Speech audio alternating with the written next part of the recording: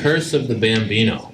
This is about the Boston Red Sox and the New York Yankees, teams I'm sure, even if you're not a baseball fan, you've probably heard of, right? Right? And this is something that went on for 86 years, according to the book, and you'll hear all about it. Does anyone know who the Bambino is? David?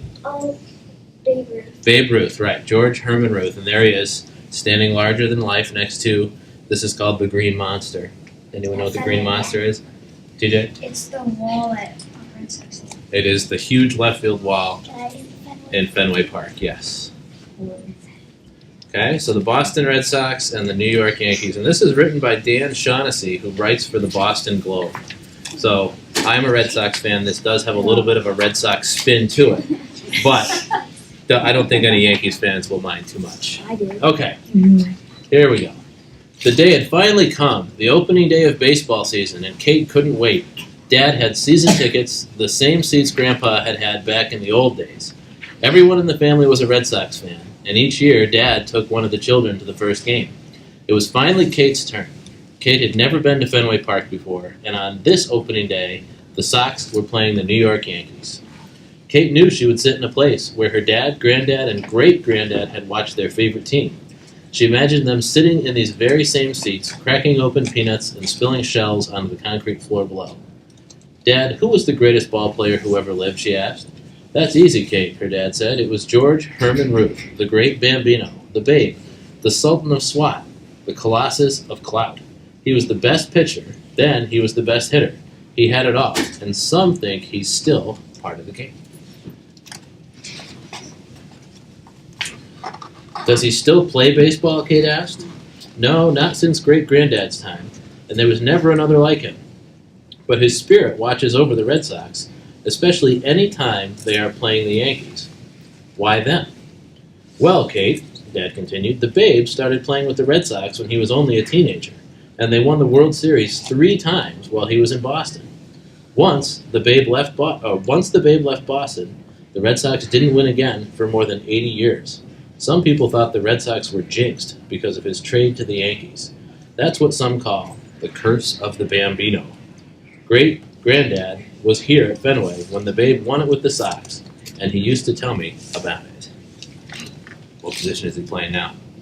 Pitcher with the Red Sox. You got it. Does that mean they haven't won against the Yankees, or is it at all? They didn't win the World Series at all against anybody for over 80 years. Right? So they won in 1915, 1916, and 1918 when they had Babe Ruth. Then it was a long time after that. It was a gray Monday afternoon, September 9th, 1918. The World Series was being played earlier than usual because of war overseas. It was the Red Sox versus the Cubs. The Red Sox, led by their young, stout lefty pitcher Babe Ruth, had been champions of the world in 1915 and 1916 and had never lost a World Series. Now the Babe gave them a great chance to win again. Though he was Boston's best pitcher, the Babe also led the league in homers and could beat the Cubs with his bat. The Chicago Cubs are even a sadder story than the Red Sox. Really. Those of you who follow baseball, they haven't won in a very, very long time. When the series moved into Fenway Park, Boston led the Cubs 2-1 and needed only two more victories to clinch the championship. At the start of Game 4, the great Bambino was working on a World Series shutout streak of 23 straight scoreless innings. It had rained a few hours before the game, and great-granddad told me he sat on his newspaper to keep his pants dry while he watched from the right field stands. It was scoreless in the bottom of the 4th, but the Red Sox were threatening. They had 2 runners on base with 2 outs. Up next was the mighty Babe. Even though he was pitching most of the time, the Babe had walloped 11 homers in 1918 and was the most powerful hitter on the Red Sox. Gripping his bat tightly as he walked toward home plate, the Babe muttered to himself, "I'll take care of these National League bums." A roar went up in the Fenway stands when fans saw the Babe stepping up to the plate. "Hit it out, Babe," they yelled. "Win your own game," some shouted. "You can do it, Babe," other fans cheered. The park went quiet as Cubs pitcher Lefty Tyler threw ball 1, ball 2, then ball 3. The next 2 pitches were strikes. Then Lefty took his last windup. What do you think's going to happen? He hits it. He'll probably get a hit, okay? Fans were standing and cheering when Tyler threw again, and this time the Babe unleashed a ferocious swing, swatting the ball high and far over the head of Cubs right fielder. The Babe wasn't the fastest of runners, but his blast carried so far that both runners were able to score, and the Babe made it to third base for a triple. On the strength of his bat and his arm, the Babe was the winning pitcher for the Red Sox that day, and the Sox led the series 3-1. 2 days after the Babe's big win, Boston finished off the Cubs to win the World Series for a record 5th time. The Red Sox were the dominant team in baseball, and they had the best player, Babe Ruth.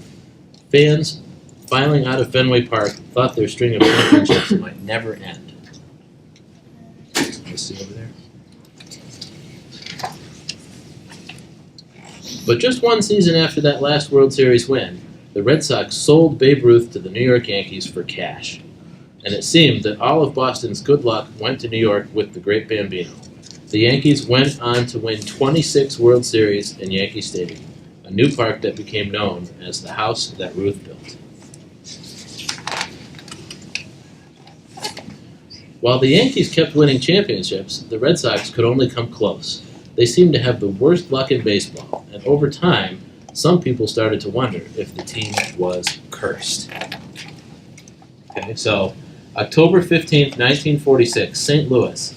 The St. Louis Cardinals defeated the heavily favored Boston Red Sox in the 7th game of the World Series today. As Boston shortstop Johnny Pesky hesitated with a relay throw from the center field, Enos Slaughter galloped around the bases with the winning run. So what do they have going on here? Who's this huge guy? Babe Ruth. Babe Ruth. And so they said that the shortstop hesitated with his throw home. So it makes it look like he's keeping him from throwing it right away. Can you guys see over here? Is that even allowed? Well, he's not real. They're saying that it's a curse of the Bambino, right? So this is supposed to be like sort of the Ghost? spirit of the spirit of Babe Ruth keeping him from winning the World Series. Oh. This is a Red Sox player, yes.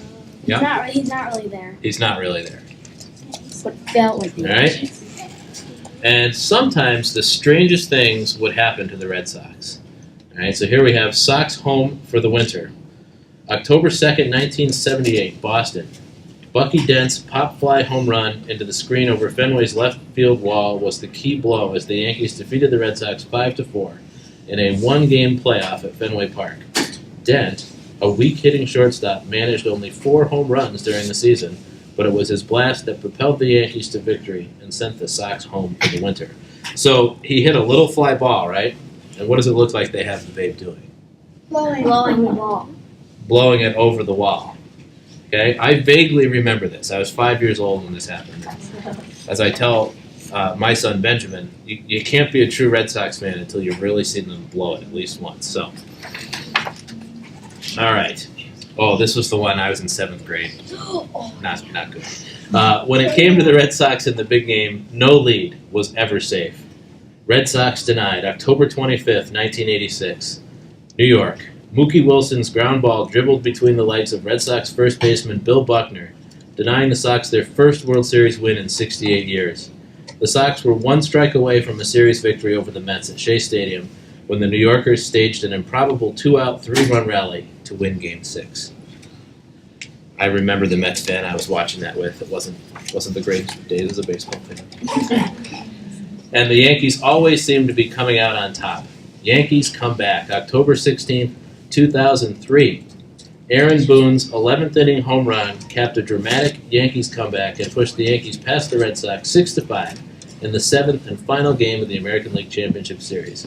The Red Sox led Game 7 5-2 in the 8th inning when ace pitcher Pedro Martinez got tired and was left on the mound by Sox manager Grady Little. So here they kind of make it look like the Babe is actually hitting the ball for him, right? Yeah. And on the previous one, I'm not exactly sure what it is that he's doing, but I think he's distracting the first baseman as the ball goes through his legs. He's laughing at him. Whispering. He also like hit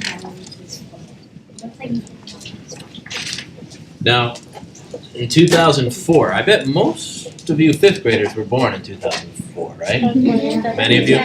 All right. But then came the magical season of 2004, when the Red Sox beat the Yankees, won the World Series, and lifted the curse of the Bambino forever? October 20th, 2004, New York. After losing the first 3 games of the American League Championship Series, the Red Sox made history by coming back to beat the Yankees 4 straight times. Johnny Damon's grand slam clinched Boston's 10-3 win in Game 7. Here it says, the curse reversed. October 27th, 2004. Under a full red moon caused by a lunar eclipse, the Red Sox beat the St. Louis Cardinals 3-0, completing a 4-game sweep and delivering a World Series championship to Boston for the first time in 86 years. So it took a. Doing? What's he doing? Well, I think he's supposed to be the full moon. This guy here. All right, are you asking about these guys too? Well, this is Johnny Damon. This is Kurt Schilling, who was one of their pitchers. And this is Jason Varitek. Not sure who the pitcher is. Anybody know? Keith Folk, I think, was their closer, but I don't remember what he looks like. In 2004. Yeah, it says under a full red moon caused by a lunar eclipse. So they've got it a little bit reddish there. But you're right, it could probably be redder. You guys ever seen a lunar eclipse of the red moon? Yeah. I have. It's pretty neat. How red does the moon really look? Like I've seen a blue moon. Well, I don't know that a blue moon is really blue, A but blue Yeah, moon it's- is a blue without It's just called red. it was really red. It's Artistic license, I guess we'd say. All right, so, Dad, Kate asked, did you ever believe in the curse of the Bambino? No, sweetie, I don't think the babe would have ever done something like that. There was always hope for the Red Sox. It's like great-granddad said, you've got to believe in believing, and never give up on your team. I think the spirit of the babe was always with the Red Sox, and always will be.